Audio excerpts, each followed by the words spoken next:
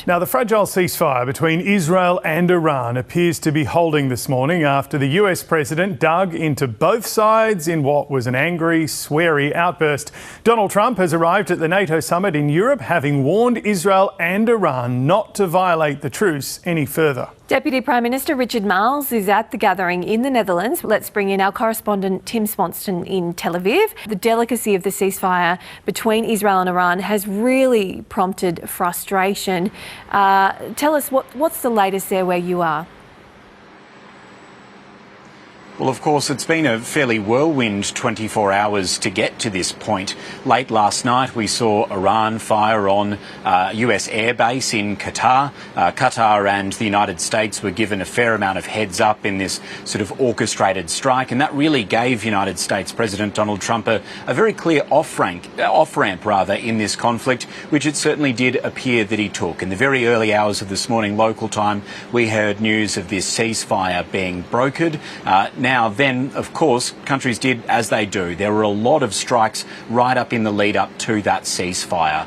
We saw that Iran's retaliatory strikes hit a residential building in Beersheba, killing at least 4 people. Now, at that 7 a.m. deadline, things started to look really shaky. Both sides were accusing one another of still continuing to strike one another. Israel's Prime Minister Benjamin Netanyahu later confirmed that Israel did hit a radar site near Tehran. People in Tehran reportedly heard fairly loud explosions. But in the wake of this, we did, of course, see a phone call between Israel Prime Minister Benjamin Netanyahu and US President Donald Trump. And it appears that now there is a shaky ceasefire that is starting to hold. Now, both sides are, of course, claiming this as a victory. Israel's Prime Minister says that it's achieved its goals, particularly, of course, in striking Iran's nuclear facilities. Although 12 days into this war, we're yet to see any clearer evidence from Israel's government about Iran's nuclear program that's different to the UN's nuclear watchdog that says that there's no credible evidence that Iran was building a nuclear weapon. We've also heard from Iranian officials this morning. They've said that this is a great victory, of course, for them. And Tim, what other detail have we heard in terms of reaction from the Israelis and the Iranians? Because, of course, yesterday we heard from President Trump that there had been a ceasefire brokered. Have we heard more about their objectives from both the Israeli side and the Iranian side?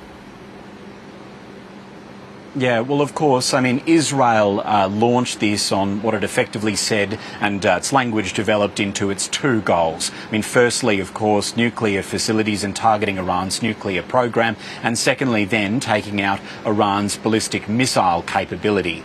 We've seen considerable language, of course, from Israeli officials over the last 12 days about just how much they've made inroads in Iran's military facilities, in missile launches and the like as well. And of course, we've seen reports of how much damage there's been at the 3 nuclear facilities of Fordo, Isfahan, as well as Natanz. And of course, on top of that, United States involvement in attacking those facilities as well. As far as Israelis here on the ground, now that these 12 days are over and there's a ceasefire broken, there's mixed feelings. Some are glad to see a little bit of peace in the region, they say, while some feel that this was a necessary war. I think the ceasefire is necessary now. We all need to breathe. Israeli people, Iranian people, too many civilians are touched right now, so I don't know for how long we will be protected here, but the most important is to keep on with our lives and to make peace, to bring peace here for everyone. Israel fought a justified war. We eliminated a big threat coming from Iran to the existence of Israel. Now, for their part, Iranians, of course, they again have mixed feelings related, of course, to this ceasefire. We saw a vision of some taking to the streets just earlier in the hours after the ceasefire. Here's what they had to say.